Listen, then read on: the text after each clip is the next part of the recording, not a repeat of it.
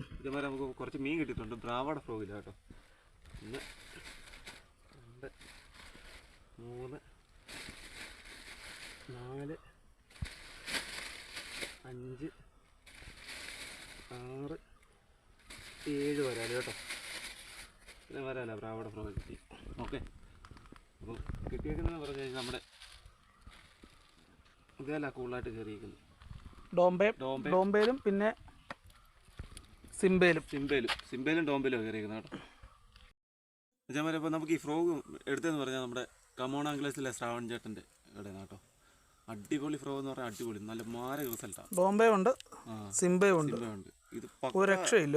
ചേട്ടനെ പോലെ ഉണ്ടോ, പക്ക റിസൾട്ടാണ് ഡോംബെ എന്ന് പറഞ്ഞാൽ. പക്ക എന്ന് പറഞ്ഞാൽ പക്ക വലിയ സ്പിന്നറായതുകൊണ്ട് ഭയങ്കര നോയ്സ് ഉണ്ടാക്കിയാണ് വരുന്നത്.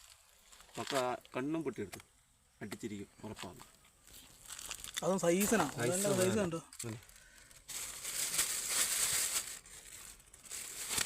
ഒരെണ്ണം മാത്രം ഒരു ചേറാനായിരുന്നു കേട്ടോ. ചേരൻ്റെ കുഞ്ഞ് അത് റിലീസ് ചെയ്യാൻ പറ്റത്തില്ല, അണ്ണാക്കിലെ കയറി അതുകൊണ്ടാണ്.